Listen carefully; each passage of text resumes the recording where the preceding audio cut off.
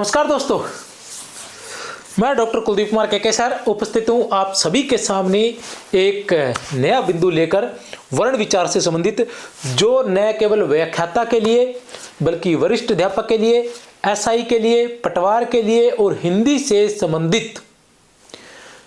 संबंधित जो भी तैयारी करने वाले विद्यार्थी हैं, चाहे टीजीटी के हैं, चाहे पीजीटी के हैं और चाहे वो रीट की तैयारी करने वाले हैं या एलडीसी की तैयारी करने वाले, सभी के लिए बहुत ही महत्वपूर्ण है। आज की जो क्लास रहने वाली है इसमें मैं वस्तुनिष्ठ प्रश्नोत्तर लेके आया हूँ। वर्तमान में किस प्रकार के प्रश्न पूछे जाते हैं ये भी मैं बताऊंगा आपको। उसके साथ साथ इससे पहले किस प्रकार के प्रश्न पूछे गए हैं वो भी आपको बताऊंगा। प्रत्येक प्रश्न को व्याख्या सहित बताया जाएगा। आज की क्लास जो है वो न केवल वस्तुनिष्ठ प्रश्नोत्तर रहेंगे बल्कि पूरा का पूरा वर्ण विचार आपको करवा दिया जाएगा। ट्रिक भी आपको करवाई जाएगी और साथ साथ में ये भी बताया जाएगा कि किस तरह से प्रश्नों को हल किया जाता है। आज की जो क्लास है वो मतलब प्रश्नोत्तर जो बनाए गए हैं वो भोलानाथ तिवारी से, कामता प्रसाद गुरु से, ठीक है ना। और वर्तमान में जितनी भी पुस्तकें लगी हुई है, जैसे 9 से 12 की व्याकरण की किताब है, पुरानी 9 से 12 की व्याकरण की किताब है, उन सब को आधार मानकर और पुराने जो प्रश्न है, कुछ विवादास्पद बातें भी रही है। जैसे हम कहें कि जिसको हम बोलते हैं स्पर्श व्यंजन की संख्या कितनी है, जैसे कुछ लोग 16 मान रहे हैं, कुछ लोग 25 मान रहे हैं, तो कितने मानने चाहिए। और पहले आज से पहले आरपीएससी ने कितनों को सही माना है, 25 को सही माना है या 16 को सही माना है, ये सारी बातें जो है आज हम क्लियर करने वाले हैं। ये एक क्लास पढ़ने के बाद वर्ण विचार से संबंधित आप चाहे किसी की भी तैयारी क्यों न कर रहे हो, आपके सारे डाउट जो है वो क्लियर हो जाएंगे और इसके बाद आपको फिर से किसी भी वर्ण विचार से संबंधित और पढ़ने की जरूरत नहीं रहेगी। चलो चलते हैं।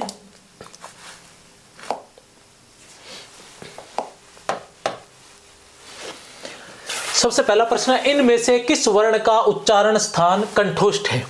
आसान सा लग रहा है, कोई बात नहीं, कुछ प्रश्न आसान भी आते हैं, ठीक है ना। क्या है, आसान लग रहा है तो कुछ प्रश्न आसान भी आते हैं। कंठोष्ठ है, बताइए कि कौन सा, इनमें से किस वर्ण का उच्चारण स्थान जो है वो कंठोष्ठ है। बताइए इनमें से किस वर्ण का उच्चारण स्थान कंठोष्ठ है, ठीक है ना। ए का, आई का, ओ का या ऊ का। अब जो ऊ है, ठीक है ना, ये कौन सा है, ये तो है ओष्ठ है। इस तरह से भी आपको पता होना चाहिए सभी के बारे में, और बार बार ऐसे पता होगा तो आपको अपने आप ही, ठीक है ना, सारे जो प्रश्नोत्तर वो आने लग जाएंगे। ओ क्या है, ये है। ओ का निर्माण किससे होता है, ओ का निर्माण होता है ए धन ऊ, ठीक है ना। ए और ऊ से ओ का निर्माण होता है, तो ए और ऊ क्या हुआ, ओ। अब ए का उच्चारण कहां से होता है, कंठ से। ऊ का उच्चारण कहां होता है, ओष्ठ से। दोनों से मिलकर हुआ है तो ओ का उच्चारण भी दोनों जगह से होगा, तो उत्तर क्या रहेगा, कंठोष्ठ। तो ओ को क्या कहेंगे हम, ओ को कहेंगे कंठोष्ठ, तो इसी को एक कंठोष्ठ कहा जाता है। ओ को बात करते हैं ए की, तो ए का निर्माण किससे होता है, ए और ई से, ठीक है ना। और आई का निर्माण किससे होता है, आ और ई से। और ए क्या है, कंठ है, ठीक है ना। और ई क्या है, तालव्य है, ठीक है ना। कंठ और तालव्य, तो आई क्या हुआ, कंठ तालव्य।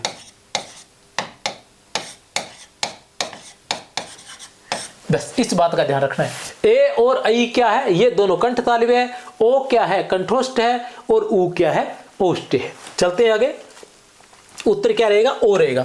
इसके साथ साथ मैं आपको बता दूं कि ये जो प्रश्न है ये कब पूछा गया है, वरिष्ठ अध्यापक परीक्षा 2018 में। वरिष्ठ अध्यापक परीक्षा 2018 में ये प्रश्न जो है ये पूछा जा चुका है। चलते हैं आगे।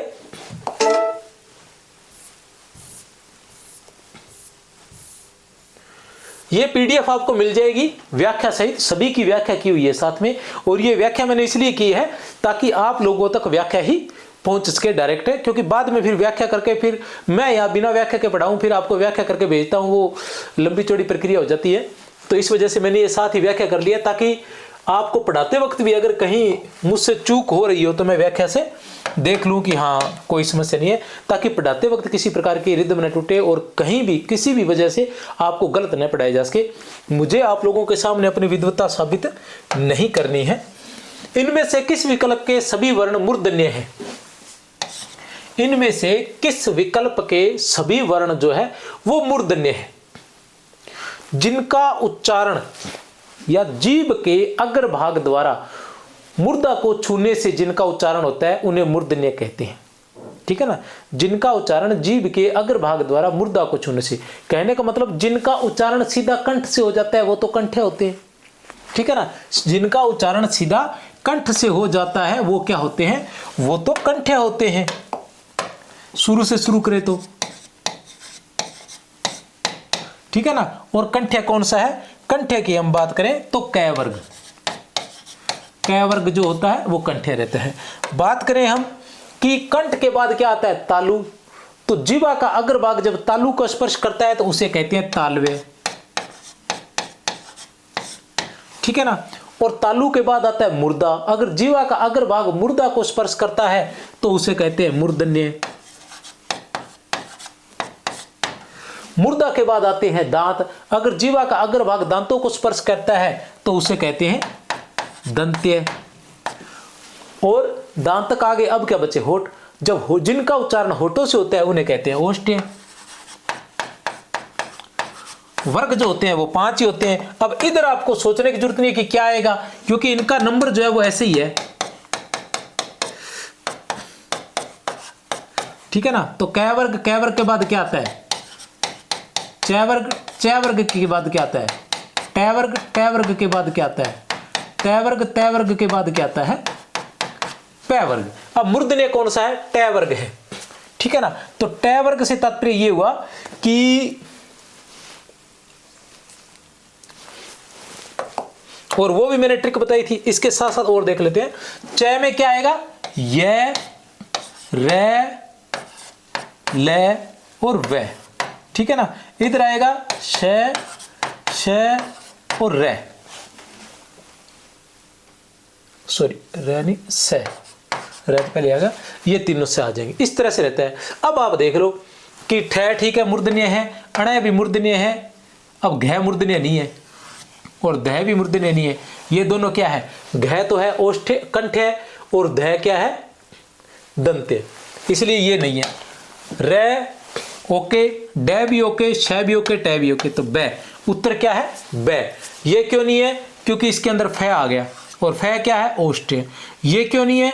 क्योंकि इसके अंदर झ आ गया। झ क्या है? झ है तालव्य। बस इतने अंतर है। उत्तर क्या है हमारा? बै है।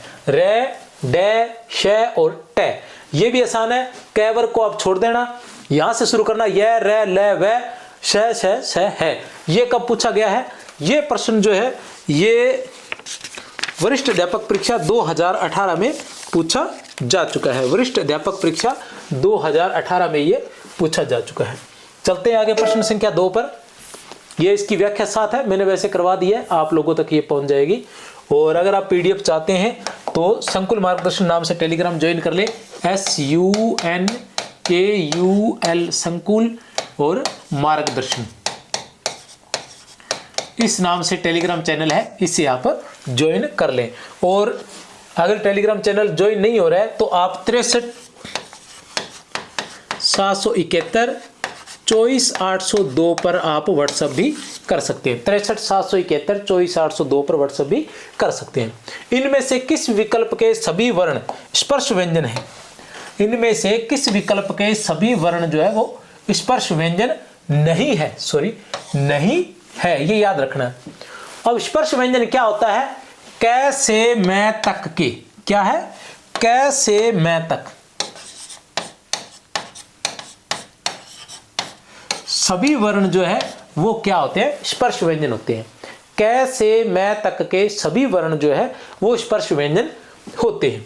अब इसके अंदर देखो, ये तो है, क्योंकि थ है, च है, फ है, ख है, वो तो ये नहीं लगाएंगे। ये भी है, ध झ, ये भी है, ये भी है, ये नहीं है। उत्तर है द। ये क्यों नहीं है? क्योंकि इसके अंदर ये आ गया। और स्पर्श व्यंजन क्या होते हैं? कै से मैं तक के होते हैं। अब आपको बताऊं कि ये प्रश्न पूछा जा चुका है, ये प्रश्न पूछा जा चुका है वरिष्ठ अध्यापक परीक्षा 2018 में। ठीक है, अब इसके अंदर ये दिया हुआ है कि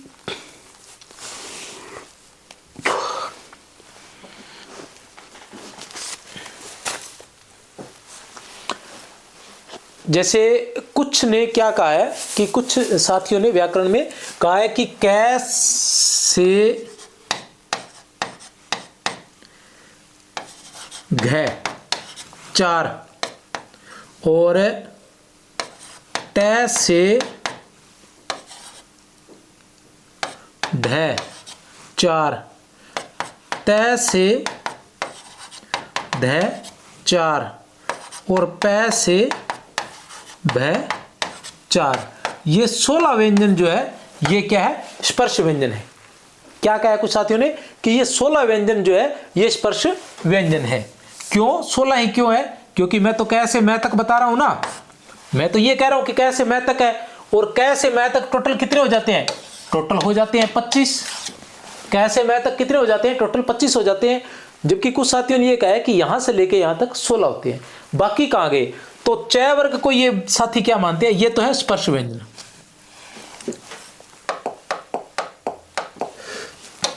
ये क्या है? स्पर्श व्यंजन।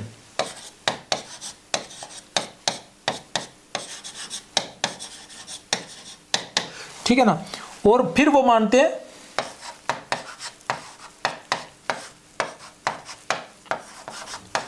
अब इसमें से क्या चला गया? एक च वर्ग चला गया, च वर्ग नहीं है, तो वो च वर्ग को क्या मानते हैं? स्पर्श संघर्षी। स्पर्श संघर्षी वो कहां से लेके च से झ तक, वो क्या मानते हैं? च से झ तक। तो ये कितने हो गए? 4। और फिर वो जो पंचम वर्ण होते हैं उनको मानते हैं नासिक्य। पंचम वर्ण को क्या मानते हैं? नासिक्य, पंचम वर्ण। तो ये कितने हो गए?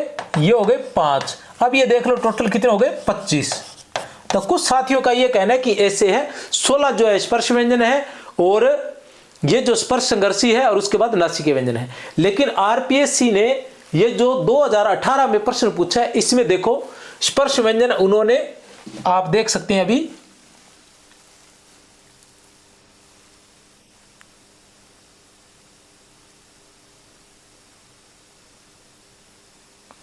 ठीक है, ये तो बिल्कुल सही है, यहां तक तो सही है भैया। क्योंकि यहां तो आरपीसी ने क्या माना है? यहां कोई भी पंचम व्यंजन, ये देखो पंचम तो नहीं माना है, यहां पर अपना ये आ गया झ और ये आ गया च। ठीक है ना। तो इसका मतलब क्या है? यहां आ गया ज, च झ ज, और स्पर्श व्यंजन में इनको, इसको भी माना है, इसको भी माना है। ठीक है ना, इसको भी माना है, इसको भी माना है। इसका मतलब क्या है कि च वर्ग जो है वो स्पर्श संघर्षी भी है, अलग से उसको हम स्पर्श संघर्षी भी कह सकते हैं, लेकिन स्पर्श व्यंजन में ये सभी आएंगे। ठीक है ना। पंचम, जो पंचम वर्ग है इसका आगे उदाहरण दे दूंगा मैं, आगे एक प्रश्न और आएगा उसके अंदर इसका उदाहरण दिया होगा उसके माध्यम से।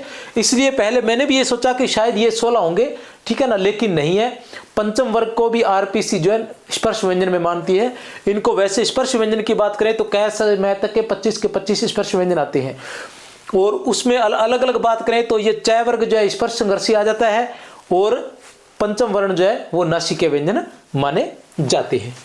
ऐसा प्रश्न आगे और आ जाएगा, वो भी मैं बता दूंगा आपको। चलते हैं प्रश्न संख्या 3 पर।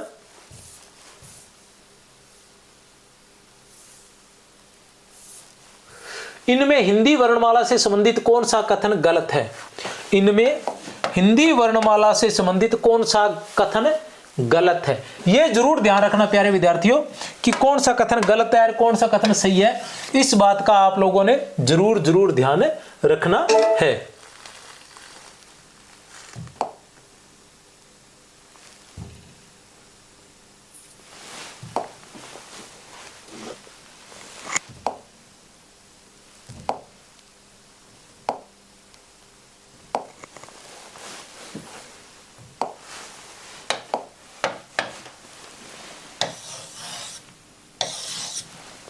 क्या बात है, कोई बात नहीं, 1 मिनट में सही हो जाएगा। ये हैंग हो जाता है मुझे लग रहा है।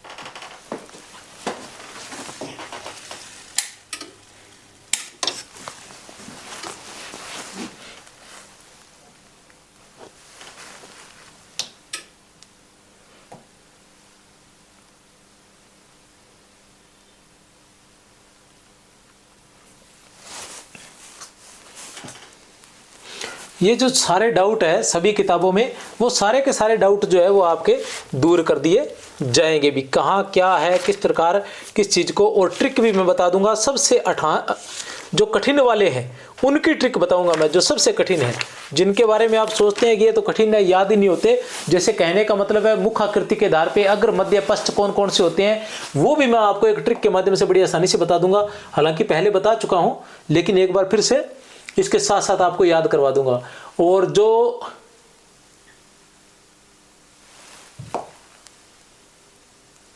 जीवा के उच्चारण स्थान के आधार पे, जीवा के उच्चारण स्थान के आधार पे जो अग्र मध्य और पश्च होते हैं वो, और मुख आकृति के आधार पे संवर्त, अर्ध संवर्त,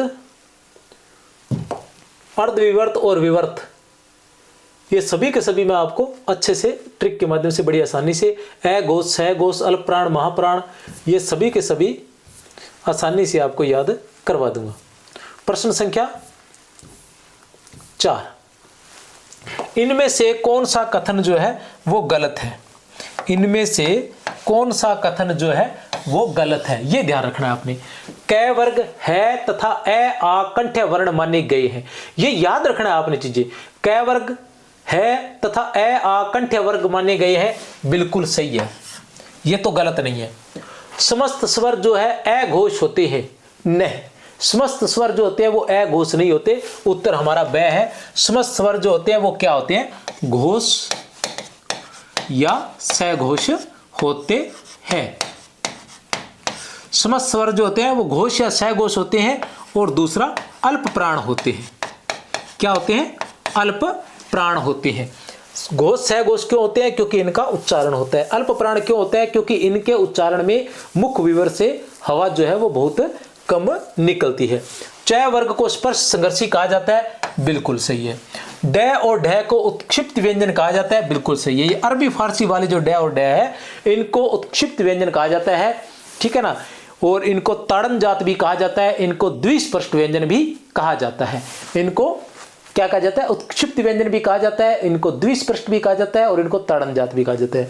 इनको उत्क्षिप्त व्यंजन क्यों कहा जाता है? क्योंकि इनमें जीभ जो है वो तालु और मुर्दा दोनों को छूकर जो है झटके के साथ हवा को छोड़ती है, इसलिए इसको उत्क्षिप्त व्यंजन कहा जाता है। ताड़न जात क्यों कहा जाता है? क्योंकि इसके अंदर इस तरह से लगता है जैसे मतलब जीभ को ताड़ा जा रहा है, इसलिए इसको ताड़न जात कहा जाता है। द्विस्पष्ट क्योंकि जीभ 2 बार स्पर्श करती है, इसलिए इसको द्विस्पष्ट भी कहा जाता है। ड और ढ को ध्यान रख लेना।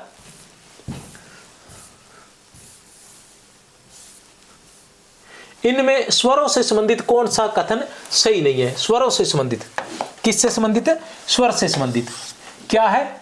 सही नहीं है। ये इन चीजों का जरूर ध्यान रखना है।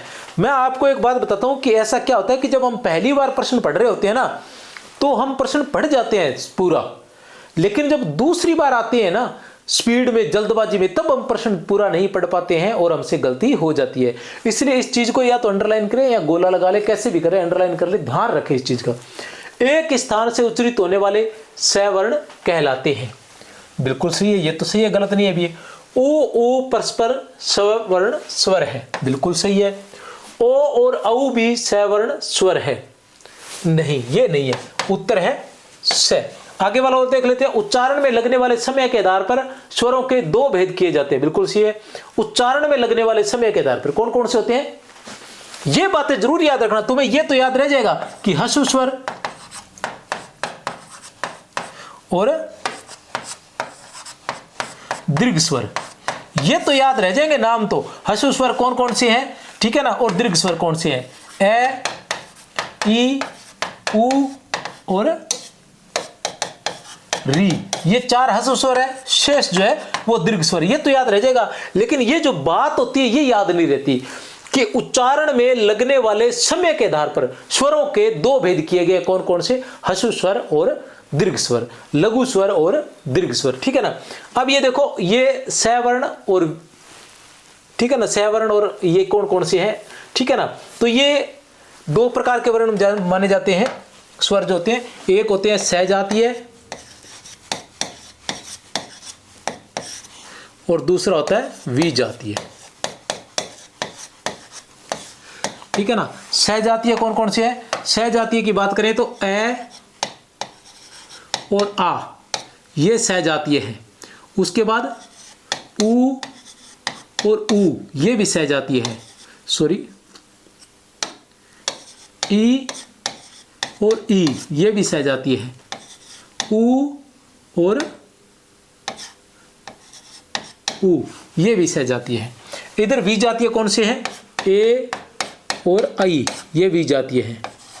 ओ और औ, ये विजातीय। विजातीय क्यों है, क्योंकि जिनका निर्माण या उच्चारण स्थान एक ही होता है वो सहजातीय या सहवर्ण कहलाते हैं। जिनका उच्चारण स्थान अलग अलग होता है वो विजातीय या, ठीक है ना, असहवर्ण कहलाते हैं। अब क्या है, ये देखो, ए का और आ का उच्चारण स्थान एक ही है, कंठ्य है। ई और ई का भी कंठ्य है और निर्माणी समान स्वरों से निर्माण होता है इनका। जैसे आ का निर्माण ए और ए से आ का निर्माण हुआ है, ई का ई और ई से निर्माण हुआ है, ऊ का ऊ और ऊ से हुआ है, ठीक है ना। तो ये अलग अलग, ये सहजातीय है। इनमें भी आपको बता दूं, इनमें भी अगर आप कहो कि ए और ई सहजातीय है तो उत्तर रहेगा नहीं। क्या ई और ई सहजातीय है तो उत्तर रहेगा नहीं। ए और आ सहजातीय है, ई और ई सहजातीय है, ऊ और ऊ सहजातीय है। ए और आई ये भी एक जैसे है, ये क्यों नहीं है, क्योंकि ए का निर्माण किससे होता है, ए और ई से होता है, अलग अलग वर्णों से। आई का निर्माण किससे होता है, आ और ई से होता है। ओ का निर्माण किससे होता है, ए और ऊ से। औ का निर्माण किससे होता है, आ और ओ से।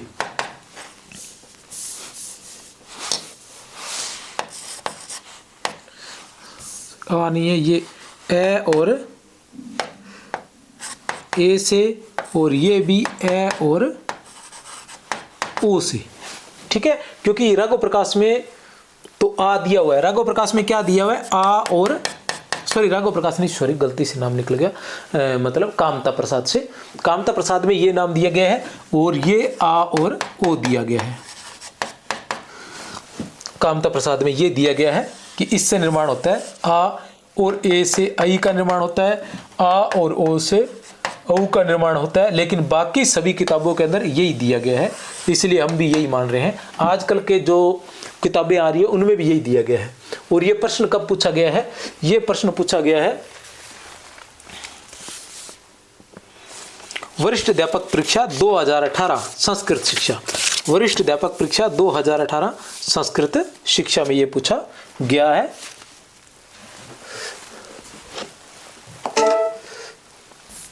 इसकी व्याख्या आपको साथ में मिल जाएगी। क्या ए और आ सहजातीय है, हाँ। क्या ए और ई सहजातीय है, नहीं। सवर्ण या सहजातीय समान स्थान में प्रत्यय से उत्पन्न स्वर, और असवर्ण या विजातीय असमान स्थान में प्रत्यय से उत्पन्न, ठीक है। कौन सा वर्ण ओष्ठ्य नहीं है, कौन सा वर्ण जो है वो ओष्ठ्य नहीं है, कौन सा वर्ण जो है वो ओष्ठ्य नहीं है।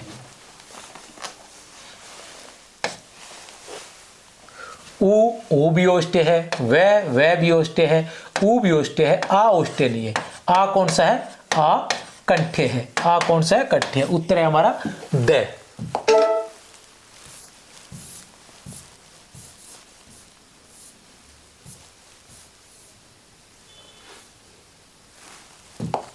अल्प प्राण ध्वनियों का समूह कौन सा है, अल्प प्राण ध्वनियों का समूह कौन सा है। अभी एक ट्रिक के माध्यम से आपको बता दूंगा कि अल्प प्राण ध्वनियों का समूह कौन सा है। तो प्यारे विद्यार्थियों, एक होता है अल्प प्राण,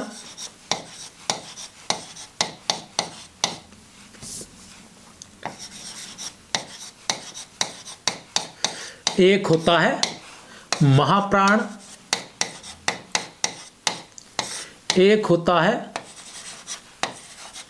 ए घोष और एक होता है प्यारे विद्यार्थियों स घोष। ठीक है ना, इतना आसानी से ये क्लियर हो जाएगा। क्या है? अल्प प्राण। एक होता है अल्प प्राण, एक होता है महाप्राण, एक होता है ए घोष, एक होता है स घोष।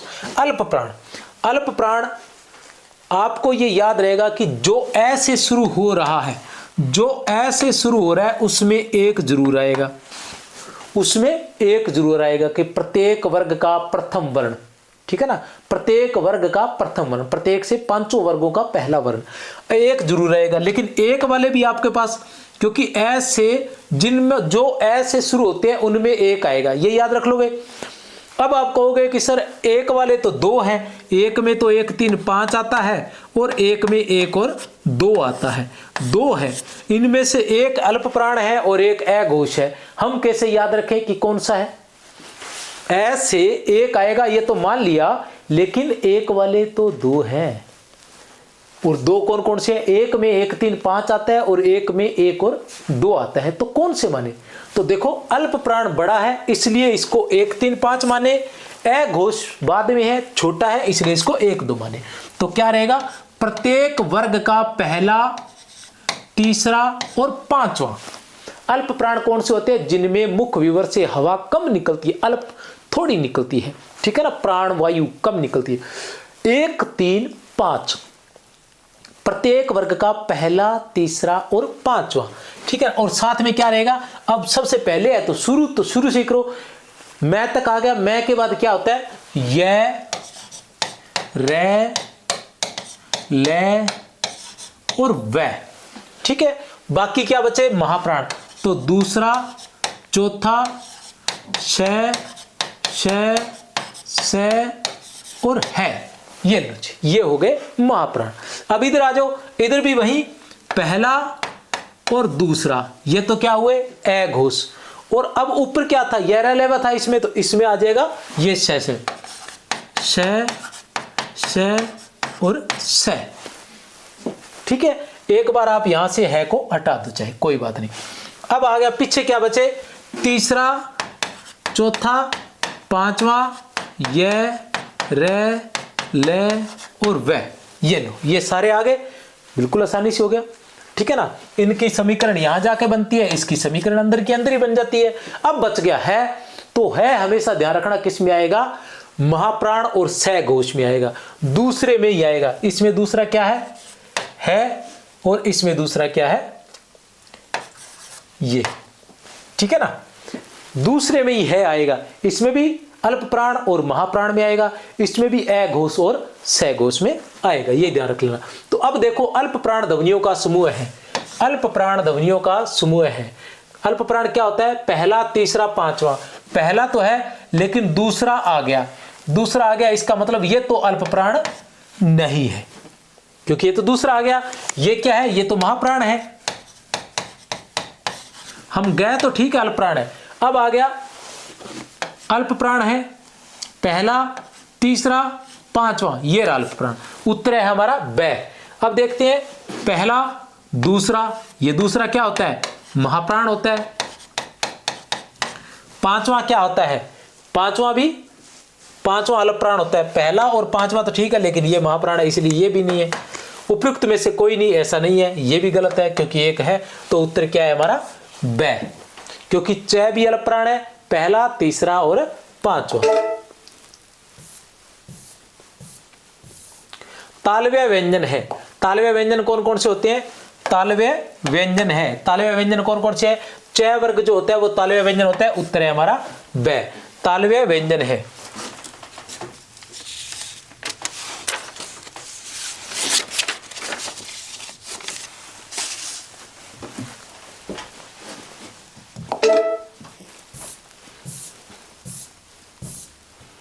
किस शब्द में ऐ स्वर नहीं है?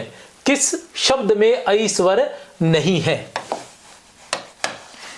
वैदिक में है, एक्य में है, पैतृक में है, स्नेह में नहीं है। उत्तर हमारा द है, क्योंकि जो ये है इसकी क्या आती है? एक मात्रा। जैसे क को लो तो के, ठीक है ना। और ये जो होता है ऐ, इसकी होती है 2 मात्राएं कई, अर्थात जहां दो मात्रा होगी वहां यह रहेगा। प्यास शब्द का वर्ण विच्छेद है, प्यास शब्द का वर्ण विच्छेद है, तो प है आधा और उसके बाद यह आधा, फिर आ, फिर स और फिर ए, उत्तर है ब। निम्न में से संयुक्त व्यंजन है, तो संयुक्त व्यंजन कौन सा है? श्रय जो है सभी जानते हैं, श्रय संयुक्त व्यंजन है, कोई बात नहीं। संयुक्त व्यंजन कौन से होते हैं? 4 होते हैं संयुक्त व्यंजन, आप सभी जानते हैं। संयुक्त व्यंजन की संख्या कितनी है? 4 है। कौन कौन से है?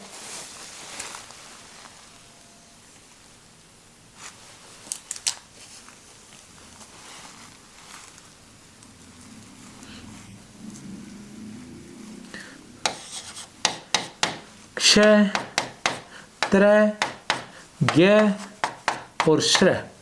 अक्षय की बात करें तो क और श, ठीक है। और त्रय की बात करें तो त और र, ज्ञ की बात करें तो ज और य, श्रय की बात करें तो श और र। पहले के अलंत आएगा, बाद वाले के अलंत नहीं आएगा। ज्ञ को आजकल ग और ये भी लिखा जाता है, ध्यान लगा लेना।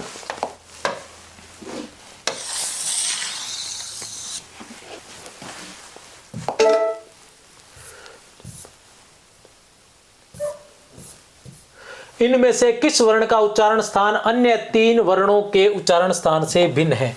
अन्य 3 वर्णों के उच्चारण स्थान से भिन्न है। इनमें से किस वर्ण का? किस वर्ण का? तो सीधे सीधे कोई मतलब नहीं है। त है दंत्य, थ है दंत्य, स भी है दंत्य और ये क्या है? तालव्य। तो उत्तर है हमारा स। ओष्ठाकृति के आधार पे स्वरों का भेद है। ओष्ठाकृति के आधार पे स्वर जो होते हैं वो होते हैं ए वृत्ताकार। ओष्ठाकृति के आधार पर 2 होते हैं वृत्ताकार। ओष्ठाकृति के आधार पर कौन कौन से होते हैं? वृत्ताकार, पहला वृत्ताकार और दूसरा अवृत्ताकार। वृत्ताकार कौन कौन से होते हैं प्यारे बच्चों? वृत्ताकार होते हैं उ, ओ और औ, और अवृत्ताकार होते हैं शेष सभी जो है वो अवृत्ताकार होते हैं। शेष सभी अवृत्ताकार होते हैं। ये ओष्ठाकृति के आधार पर। संवृत्त स्वर, संवृत्त स्वर नहीं है। संवृत्त स्वर नहीं है, बताइए। संवृत्त स्वर नहीं है। पहला तो संवृत्त स्वर जो है वो किस प्रकार, किसके आधार पर है? ये उच्चारण जो है वो किसके आधार पर होता है? संवृत्त स्वर नाम से जो उच्चारण है ये किसके आधार पर होता है? मुखाकृति के आधार पर, ठीक है ना। अब हम लेते हैं कि मुखाकृति के आधार पर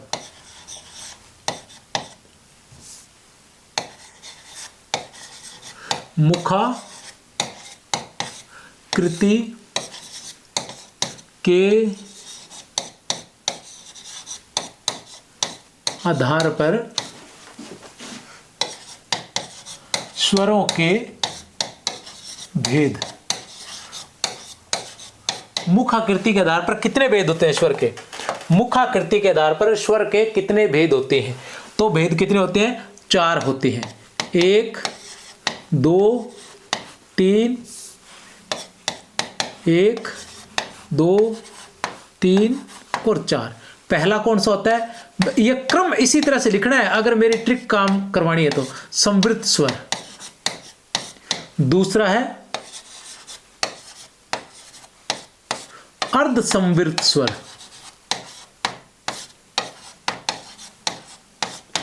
तीसरा है अर्धविवर्त स्वर,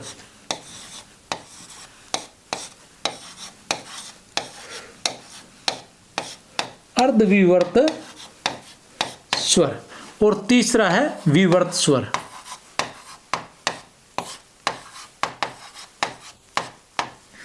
अब देखो इसमें मैं इस ट्रिक में यही बताता हूं कि सबसे पहले आपने क्या लिखना है? यहां लिखना है ए और यहां लिखना है आ।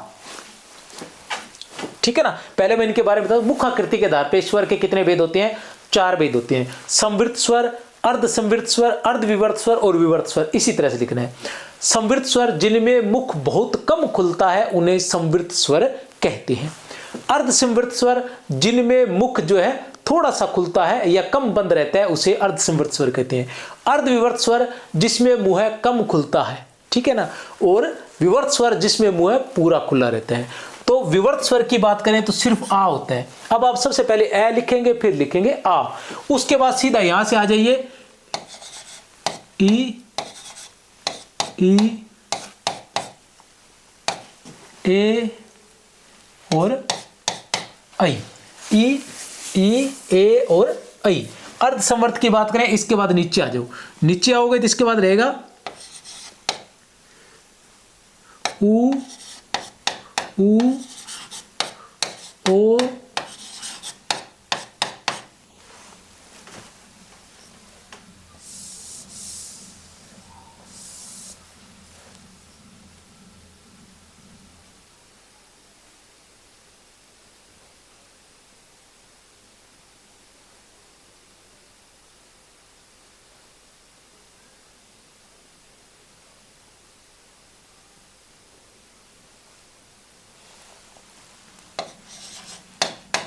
ई। एक मिनट, क्या बात है, दिमाग से कैसे निकल गया?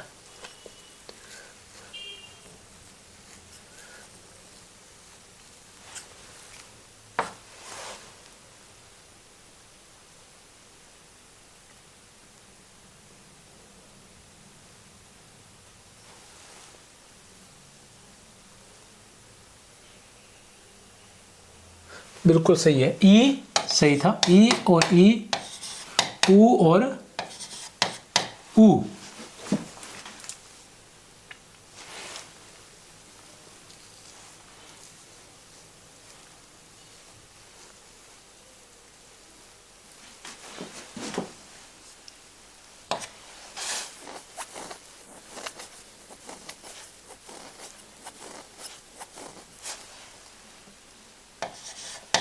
ऊ और ऊ, यहाँ रहेगा ए और ओ, यहाँ रहेगा आई और औ और ओ,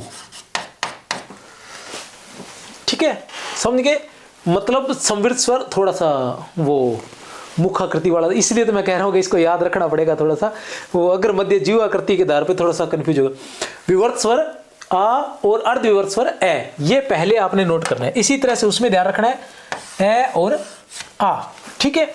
उसके बाद सीधा ऊपर आ जाइए, संवृत स्वर बचे हुए ए और आ यहां लिख दिया, इसके बाद ऊपर ई ऊ, उसके बाद ए और ओ, उसके बाद आई और औ, और उसके बाद ओ जो अंग्रेजी वाला होता है। इस तरह से आप लिख सकते हैं। और यही चीज जो है जीवा के उच्चारण स्थान के आधार पर, जीवा के उच्चारण स्थान के आधार पर,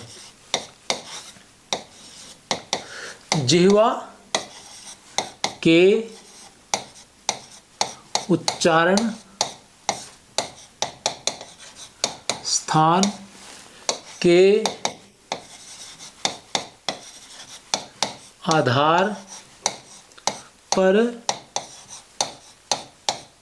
स्वरों के भेद। तो कितने होते हैं? ये होते हैं 3। कौन से? सबसे पहले अग्र, मध्य और फिर आता है पश्च। यहां भी मैंने यही कहा था कि क्या रहेगा, 2 चीजें सबसे पहले लिखनी है, ए और आ। उसमें भी ये लिखा था ए और आ। क्या लिखना है? ए और आ। इसमें सिर्फ आ में इतना ही रहेगा। आ में, ए में क्या रहेगा? अकेला ए रहेगा। उसमें क्या था? अकेला आ रहा था। इसमें अग्र में क्या रहेगा? अग्र में रहेगा ई,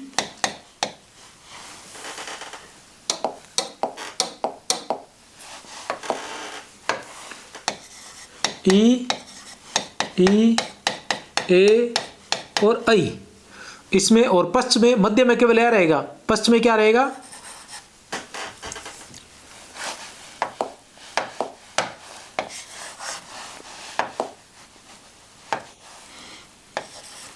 ऊ, ऊ, ओ और औ।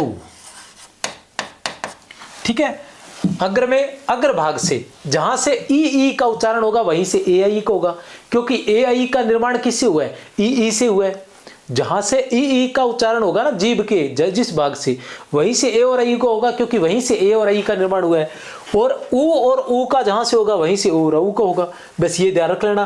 तो इसमें क्या रहता है? मध्य भाग में अकेला ए रहता है और इसमें विवर्त में अकेला ए रहता है, आ रहता है। ये ध्यान लगा लेना।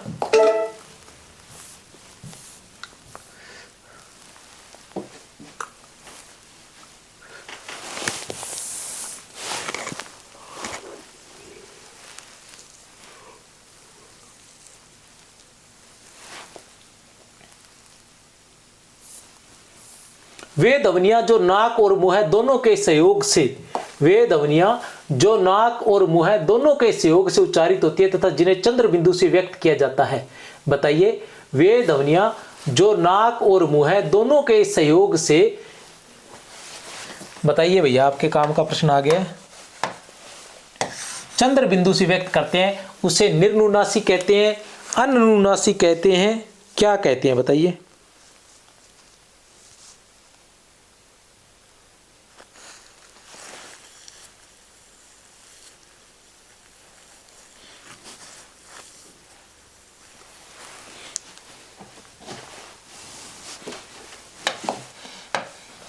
उत्तर रहेगा सानुनासिक। क्या कहते हैं? सानुनासिक। अब क्या होता है? निर्नुनासिक और अनुनासिक ये कौन से होते हैं? जिनका उच्चारण केवल मुंह से होता है, जिनका उच्चारण केवल मुंह से होता है उन्हें निर्नुनासिक और अनुनासिक कहते हैं। याद रख लेना, निर्नुनासिक और अनुनासिक। क्या है? निर्नुनासिक और अनुनासिक, जिनका उच्चारण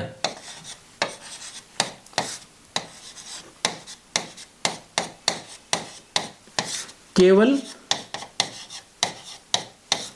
मुंह से होता है,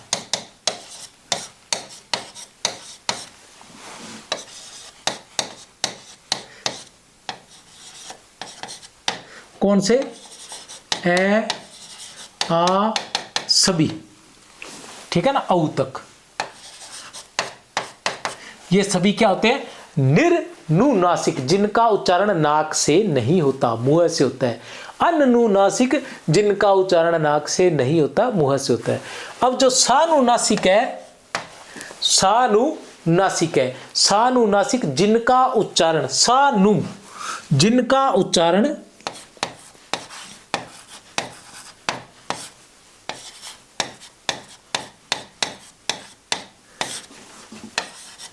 नाक व मुंह दोनों से होता है, जिनका उच्चारण नाक में मुंह दोनों से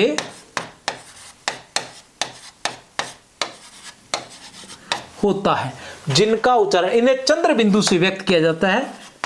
ठीक है ना, ए के ऊपर चंद्र बिंदु, आ के ऊपर चंद्र बिंदु, और ये भी सभी स्वर आ जाएंगे औ तक, और सभी पर चंद्र बिंदु माना जाएगा। ठीक है ना, सानुनासिक और अनुनासिक। क्या रहेगा ये? सानुनासिक और अनुनासिक, सानुनासिक और अनुनासिक। एक सानुनासिक इसका नाम है और दूसरा नाम हो गया, जैसे इसके दो नाम है उसी तरह से इसके भी दो नाम हैं। कौन कौन से हैं वो दो नाम, वो मैं बता दूं। सानुनासिक और अनुनासिक। ठीक है ना, और ये कौन सा था? अनुनासिक। ये है अनुनासिक। ठीक है ना, ये दोनों ये है। अब एक होता है इसके अलावा अनुस्वार। एक क्या होता है? अनुस्वार।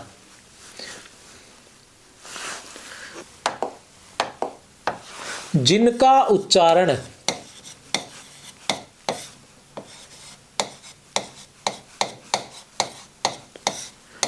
केवल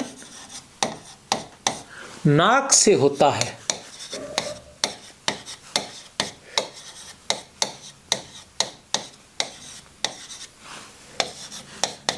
वे अनुस्वार कहलाते हैं, जिन्हें बिंदु से व्यक्त किया जाता है।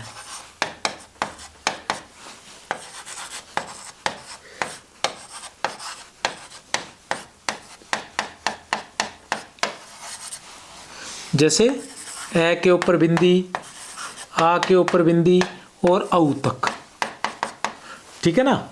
इस तरह से औ तक ये जो है अनुस्वार, ये 3 प्रकार के होते हैं। एक होता है, वैसे इनके नाम जो है वो 5 है, वैसे प्रकार 3 है, ठीक है ना। निर्नुनासिक और अनुनुनासिक, जो केवल जिनका उच्चारण केवल मुंह से होता है। निर्नुनासिक चाहे तो स्क्रीनशॉट ले ले, जिनका उच्चारण केवल मुंह से होता है निर्नुनासिक और अनुनुनासिक। और जिनका उच्चारण नाक और मुंह दोनों से होता है सानुनासिक और अनुनासिक। और जिनका उच्चारण केवल नाक से होता है उन्हें कहते हैं हम अनुस्वार। चलते हैं प्रश्न संख्या 16। निम्न में से संयुक्त व्यंजन है, कौन सा है संयुक्त व्यंजन? त्रय जो है वो संयुक्त व्यंजन है, आप सभी को पता है, पहले बता चुका हूं। निम्न में सुमेलित युग्म नहीं है, सुमेलित युग्म नहीं है।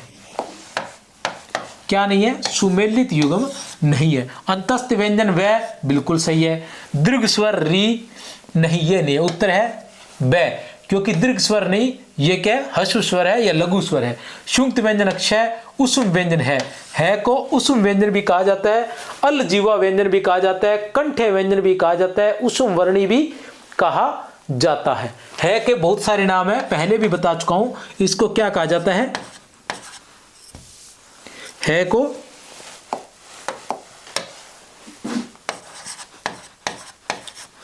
कंठे भी कहा जाता है को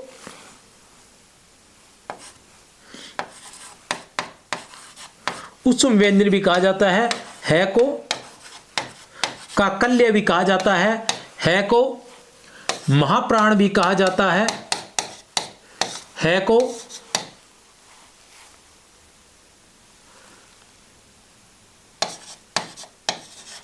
सघोष भी कहा जाता है और है को अलजीवा भी कहा जाता है, अलीजीवा भी कहा जाता है। फिर एक आधा नाम इसका और भी है, दिमाग से निकलेगा। कंठ्य, उष्म्य, काकल्य, महाप्राण, सघोष, अलजीवा।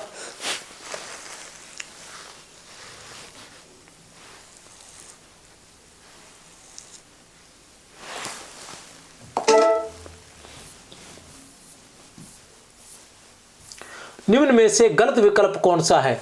निम्न में से गलत विकल्प जो है वो कौन सा है, देखना है। लृ का प्रयोग स्वर के रूप में हिंदी में नहीं होता, ये तो सही है, नहीं होता। लृ का प्रयोग स्वर के रूप में हिंदी में नहीं होता, सही है। विकल्प, गलत विकल्प कौन सा, याद रख लेना, गलत ढूंढना है अपने को। विसर्ग न तो स्वर है न व्यंजन है, ये भी सही है, याद रख लेना। बहुत सारी जगह स्वर को व्यंजन, विसर्ग को व्यंजन माना गया है, लेकिन ये यहां से सिद्ध होता है, यहां से सिद्ध होता है कि आरपीसी ने विसर्ग को न तो स्वर माना है न व्यंजन माना है। अनुस्वार की तरह विसर्ग भी स्वर के पहले आते हैं, ये गलत है। उत्तर है स। ह्रस्व स्वर की उत्पत्ति दूसरे स्वरों से नहीं होती, बिल्कुल सही है। ह्रस्व स्वर कौन से होते हैं? ए, ई, उ और री, इनका उच्चारण कभी किसी से नहीं होता, ये तो बिल्कुल सही है। कौन सा?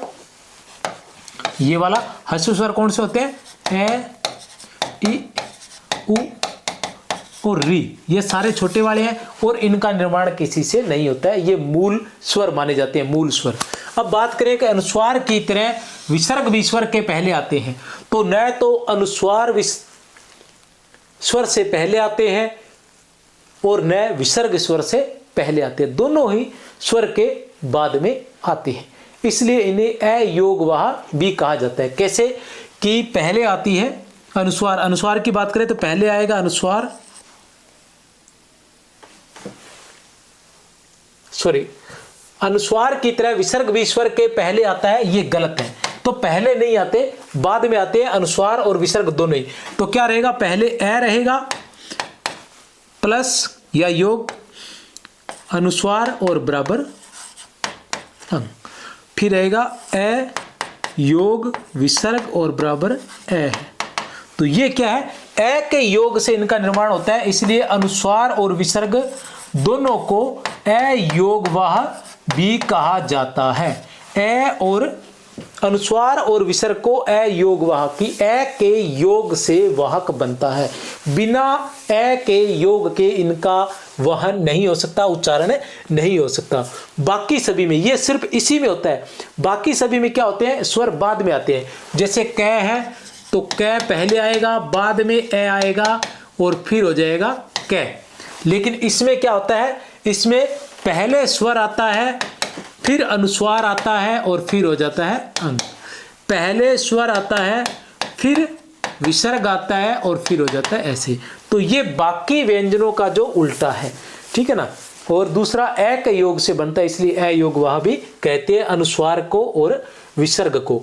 अनुस्वार और जो अनुनासिक है वो व्यंजनों में ही, अनुनासिक जो है वो स्वर में आता है, जो चंद्र बिंदु है वो स्वर में आता है, और जो अनुस्वार है वो व्यंजनों में आता है, याद रख लेना, ठीक है ना। जो चंद्र बिंदु है वो स्वर में आता है, और जो ये अनुस्वार है ये व्यंजन में आता है, और विसर्ग जो है वो ना स्वर में आता है और न व्यंजन में आता है। ये आरपीसी कह रही है, मैं नहीं कह रहा भैया, मेरी इसमें कोई फेरबदल नहीं है। निम्न में से अशुद्ध है, निम्न में से अशुद्ध है।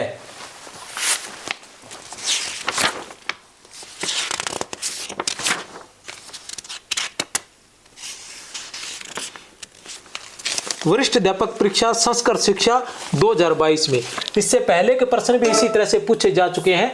बात करूं मैं इसकी, सुमेलित युग्म नहीं है। वरिष्ठ अध्यापक परीक्षा 2022 संस्कृत शिक्षा में यह पूछा जा चुका है, इसलिए ज्यादा घबराने की जरूरत नहीं है, आसान ही पूछा गया है। ये वाला प्रश्न है, ये भी वरिष्ठ अध्यापक परीक्षा 2022 में पूछा जा चुका है। और ये जो प्रश्न है निम्न में से अशुद्ध है, तो ये भी वरिष्ठ अध्यापक परीक्षा 2022 में पूछा जा चुका है संस्कृत शिक्षा में। देख लेते हैं प्यारे बच्चों के इसका उत्तर क्या रहेगा, ठीक है ना। प्रत्येक वर्ग का पहला, तीसरा और पांचवा वर्ण अलग प्राण होते हैं, बिल्कुल सही है। पहला, तीसरा और पांचवा अलग प्राण होते हैं, ये तो सही है, शुद्ध नहीं है। प्रत्येक वर्ग का पहला, तीसरा और पांचवा। प्रत्येक वर्ग का पहला और चौथा वर्ण तथा उष्म वर्ण महाप्राण होते हैं, बिल्कुल नहीं है, पहला होता ही नहीं है, दूसरा होता है। दूसरा, चौथा वर्ण तथा उष्म वर्ण, उष्म वर्ण बिल्कुल सही। उष्म वर्ण कौन सा है और श और स, तो ये गलत है। अल्प प्राण की अपेक्षा महाप्राण वर्णों में प्राणवायु का अधिक उपयोग होता है, बिल्कुल सही है। क्ष, त्रय और श्रय की गणना स्वतंत्र वर्णों में नहीं होती, बिल्कुल सही है, स्वतंत्र वर्ण नहीं है, ये दो वर्णों के योग से बने हैं। फिर आता है निम्न में से अघोष वर्ण नहीं है। क्या है, अघोष वर्ण नहीं है, अघोष वर्ण नहीं है। तो अघोष वर्ण नहीं है। अघोष कौन से होते हैं, अघोष कौन से होते हैं, अघोष होते हैं पहला, दूसरा और श और स, ठीक है ना। तो अघोष वर्ण नहीं है। ये तो अघोष है, पहला है, ये भी दूसरा है, ये भी अघोष है, और फ दूसरा है, ये भी अघोष है, वह नहीं है। उत्तर है स। उत्तर क्या रहेगा, स इसका उत्तर रहेगा। वह क्या है, वह है सघोष। वह क्या है, सघोष है। दंतोष्ठ्य व्यंजन बताइए, दंतोष्ठ्य व्यंजन बताइए। दंतोष्ठ्य व्यंजन कौन सा है, तय क्या है, सीधे सीधे देखो, तय क्या है। हमें दंतोष्ठ्य नहीं पता, लेकिन हमें तय तो पता है, दंत्य है। थ क्या है, दंत्य है। पै क्या है, दंत्य है। माथा मारने की जरूरत नहीं है, ये तो आसानी से पता होता है ना। सॉरी, दंत्य नहीं, ये ओष्ठ्य है। पै क्या है, ओष्ठ्य है। अब ये तो सीधी सीधी बातें हमें अच्छे से पता है, तो पीछे क्या बचा, वह, तो वह क्या है, दंतोष्ठ्य है, क्योंकि वह का उच्चारण दांत और ओष्ठ दोनों के योग से होता है, इसलिए इसे दंतोष्ठ्य कहा जाता है। संवृत स्वर है, संवृत्त स्वर है। संवृत्त स्वर कौन कौन से हैं? संवृत्त स्वर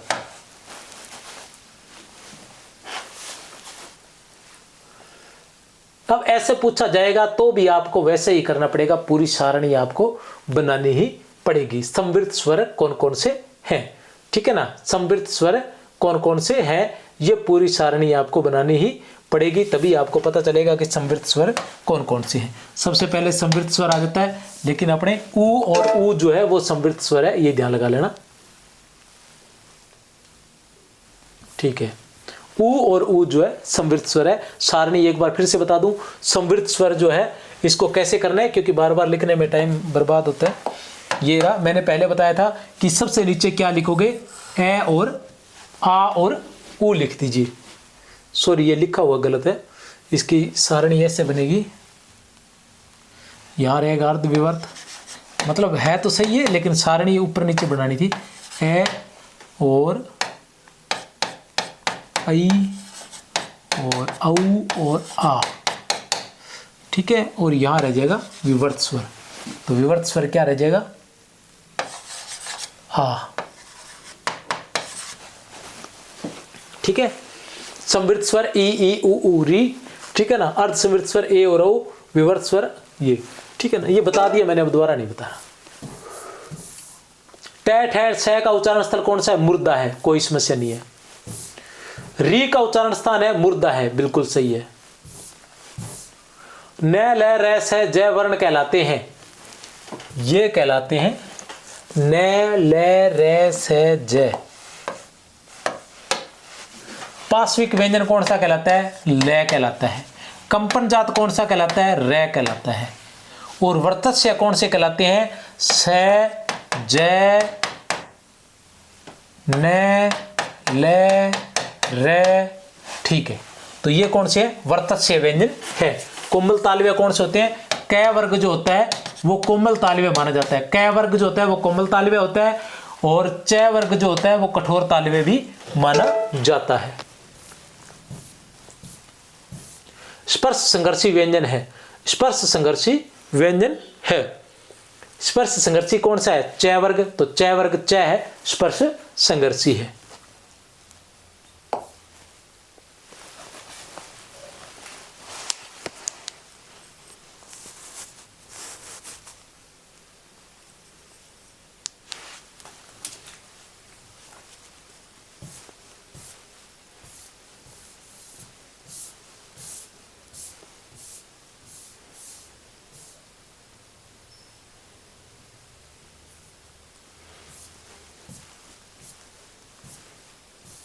जिन स्वरों के उच्चारण में पूरा श्वास मुंह से निकलता है उन्हें कहते हैं, जिन स्वरों के उच्चारण में पूरा श्वास मुंह से निकलता है, जिन स्वरों के उच्चारण में पूरा श्वास मुंह से निकलता है, जिनका उच्चारण केवल मुंह से होता है, जिनका उच्चारण केवल मुंह से होता है, उन्हें हम क्या कहते हैं, निर्नुनासिक, ठीक है ना। अनुनासिक किसके कहते हैं, अनुनासिक किनको कहते हैं, जिनका उच्चारण, अनुनासिक किनको कहते हैं, जिनका उच्चारण नाक प्लस, या हम कहेंगे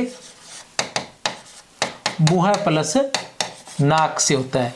अनुस्वार केवल नाक से, ठीक है। निर्नुनासिक केवल मुंह से, सानुनासिक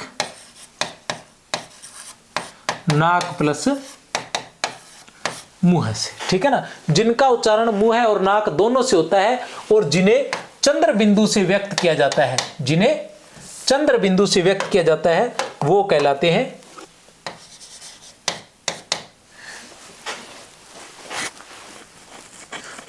अनुनासिक। जिनका उच्चारण केवल नाक से होता है और जिन्हें अनुस्वार से व्यक्त किया जाता है वो कहलाते हैं अनुस्वार बिंदु से, मतलब, ठीक है ना। और निर्नुनासिक जिनका उच्चारण केवल मुंह से होता है, जिन पर कोई कुछ नहीं लगता। सानुनासिक जिन्हें चंद्र बिंदु से व्यक्त किया जाता है, जिनका उच्चारण नाक और मुंह दोनों से होता है। निम्नलिखित में से कौन सा कंठ्य वर्ण नहीं है, कंठ्य वर्ण कै भी है भी है, ए भी है। झ जो है वो कंठ्य वर्ण नहीं है, ये कौन सा है, तालव्य व्यंजन है, या हम इसको कहेंगे स्पर्श संघर्षी भी है ये। इनमें से कौन सा अघोष वर्ण है, इनमें से कौन सा अघोष वर्ण है। अघोष कौन सा होता है, पहला और दूसरा और स और स, ये अघोष होते हैं। तो अघोष वर्ण कौन सा है, पहला दूसरा, पहला दूसरा तो इनमें से कोई नहीं है, और ये वाला श है, तो स जो है वो उत्तर है, ठीक है ना, स जो है इसका उत्तर है। उच्चारण स्थान के आधार पे व्यंजन वर्णों का गलत विकल्प है। उच्चारण स्थान के आधार पर इसमें शायद वो उत्तर मिल जाएगा अपना, जो शुरुआत में बताया था, व्यंजन वर्णों का गलत विकल्प है। त थ द कोमल तालव्य बिल्कुल सही है। प फ ब ओष्ठ्य बिल्कुल सही है। च छ ज तालव्य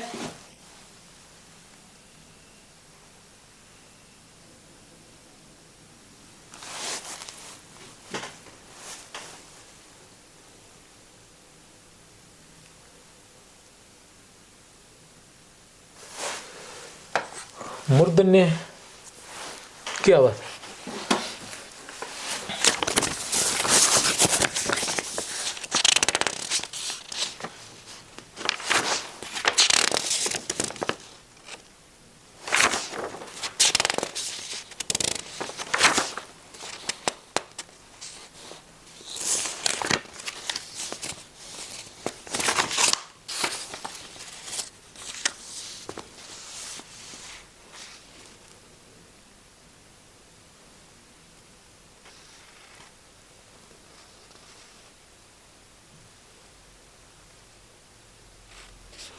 ठीक है जी, सॉरी, ये कोमल तालु नहीं है, ये दंत्य है।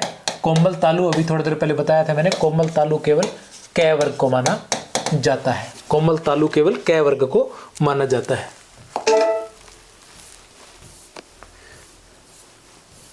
निम्नलिखित में से दंत्योष्ट्य है, दंतोष्ट्य है, दंतोष्ट्य कौन से है, ऊ क्या है, ऊ तो है ओष्ठ्य, ऊ क्या है ओष्ठ्य, लय क्या है पार्श्विक, जिनके उच्चारण में वायु जीभ के दोनों पार्श्वों बगल से निकल जाती है। फ क्या है ओष्ठ्य है, और आई क्या है,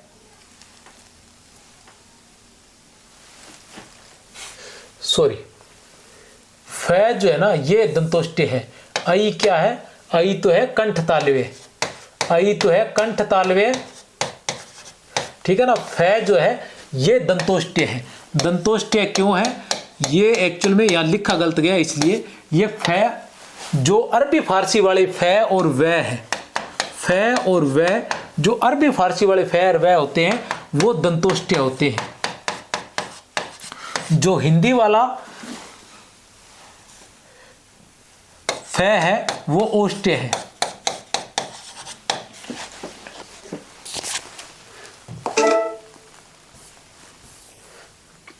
फ तथा व दंतोष्ट्य वर्ण है। दंतोष्ट्य वर्ण ऊपर के दांत व नीचे के ओष्ठ के मिलने से उच्चारित होता है।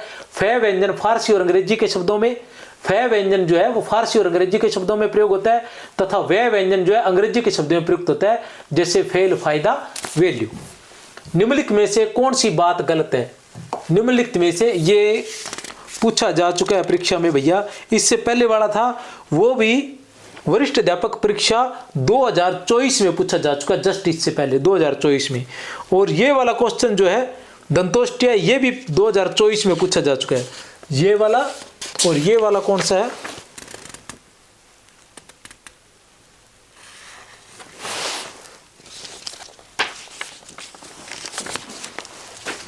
अब देखते हैं। सघोष महाप्राण दंत्य, सघोष ओष्ठ्य महाप्राण, अघोष तालव्य अलप्राण। अब देखो च बात गलत है। अब बाकी आपको कुछ आता है नहीं आता, लेकिन आपको तालव्य पता है, च है बिल्कुल सही है। ख जो है वो कंठ्य है, ये तो सही है।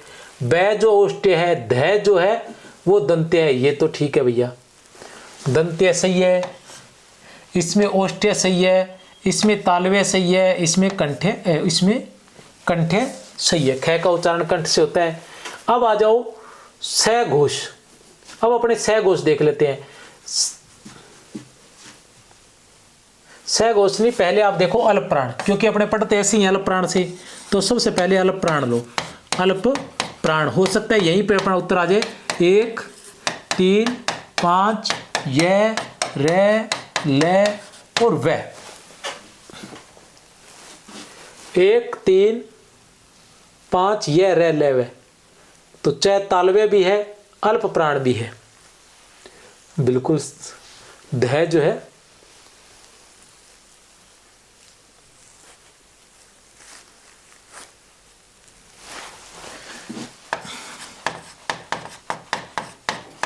महाप्राण, दूसरा चौथा श और है। ए घोष पहला, दूसरा य रे ले और व।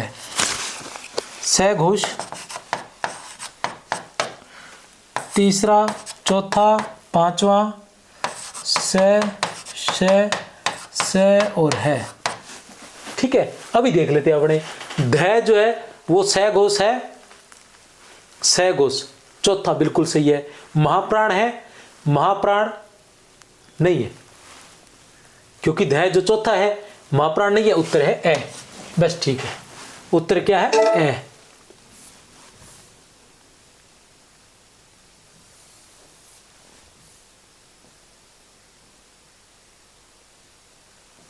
क्या बात होगी, तो गलत कैसे रखा है?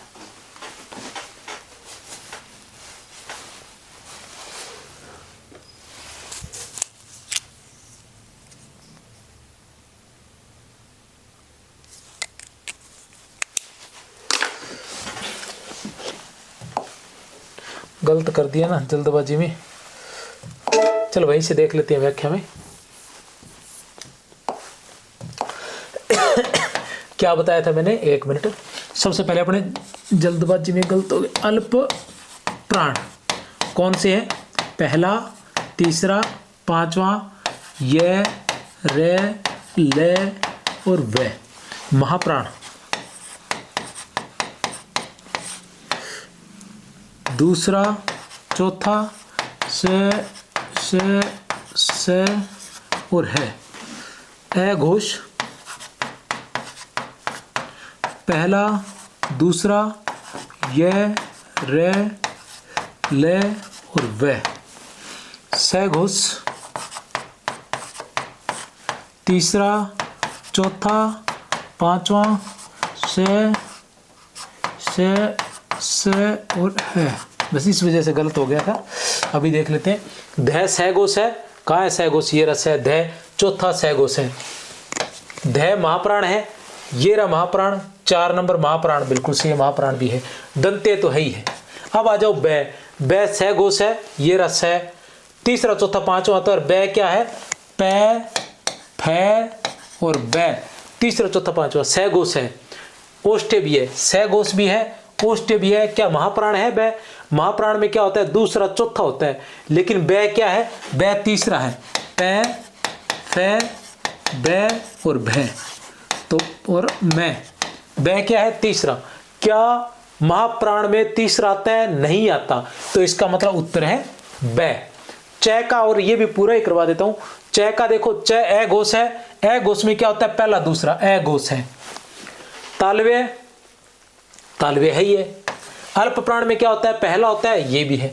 तो च वाला ये भी सही है, ये भी सही है, सॉरी ये सही नहीं है, और ये भी सही है। अब इसको और देख लेते हैं। ख कंठ्य है, बिल्कुल। महाप्राण है, महाप्राण में क्या होता है? दूसरा, बिल्कुल है। ए घोष है, ए घोष में क्या होता है? पहला, दूसरा, बिल्कुल है। तो ये सभी तो है, लेकिन ये नहीं है, तो उत्तर है हमारा बै। किन ध्वनियों को अनुस्वार कहा जाता है?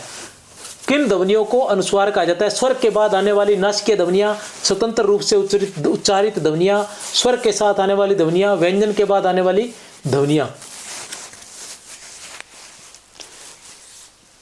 स्वर के बाद आने वाली नासिकीय ध्वनि। पहले स्वर आएगा, बाद में कोई नासिकीय ध्वनि आएगी तो वो कहलाएगा। हिंदी वर्णमाला में कितने स्वर माने जाते हैं? हिंदी वर्णमाला में 11 स्वर माने जाते हैं, कोई समस्या नहीं है। हिंदी वर्णमाला में कितने व्यंजन माने जाते हैं? 44 माने जाते हैं। व्यंजन 33 माने जाते हैं। टोटल वर्ण जो है वो 44 माने जाते हैं। अब 45 हो गया। हिंदी वर्णमाला में मूल वर्णों की संख्या कितनी है? 44 है। अब 45 हो गया क्या? अब 45 हो गया, एक वो ली और हो गया। नासिकीय वर्ण है, नासिकीय वर्ण मैं जो है वो नासिकीय वर्ण है, बाकी कोई नासिकीय वर्ण नहीं है। निम्नलिखित में से उत्क्षिप्त व्यंजन है। उत्क्षिप्त व्यंजन ड और ढ जो है वो उत्क्षिप्त व्यंजन है। अरबी फारसी वाले ड और ढ, ये क्या है? उत्क्षिप्त व्यंजन है। निम्नलिखित में से स्पर्शी व्यंजन है। स्पर्शी क से मैं तक के सभी व्यंजन जो होते हैं स्पर्शी व्यंजन होते हैं।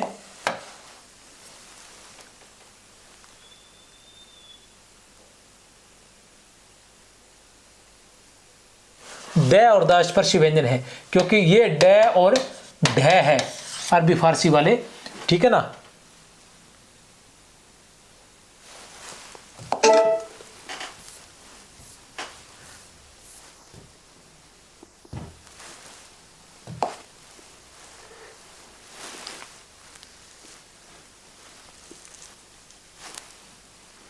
उपयुक्त सभी, देखिए क्या गलती क्या है।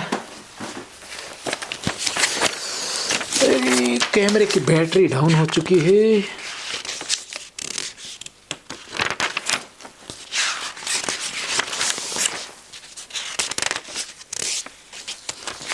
ये आएगा पै और भै, तब ये सभी हो जाएंगे। ये डैड है, ये है पै, तो ये सभी हो गए, सभी स्पर्शी व्यंजन है।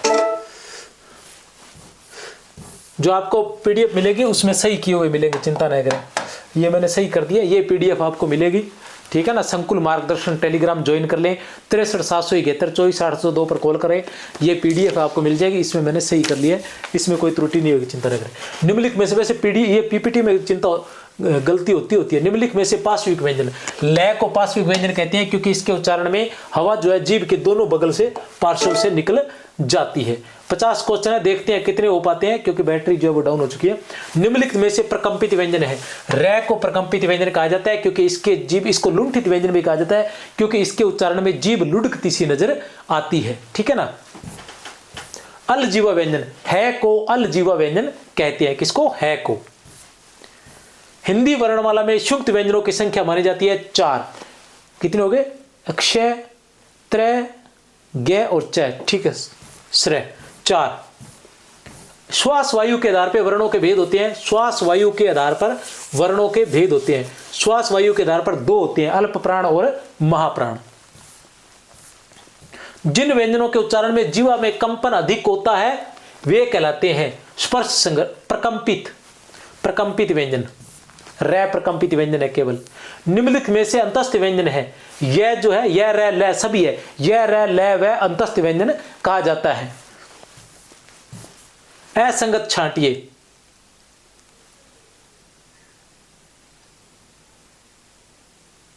वैसे तो ये रहेगा ग, क्योंकि दोनों ग और यह पूरे दे रखे, इसलिए असंगत रहेगा। उच्चारण की दृष्टि से लुंठित व्यंजन है। रै को लुंठित व्यंजन कहा जाता है, क्योंकि इसके उच्चारण में जीभ लुढ़कती सी नजर आती है। निम्नलिखित में से किस विकल्प में अंतस्थ वर्ण नहीं है? ए जो है अंतस्थ वर्ण नहीं है, यह वह रै ल अंतस्थ वर्ण होते हैं।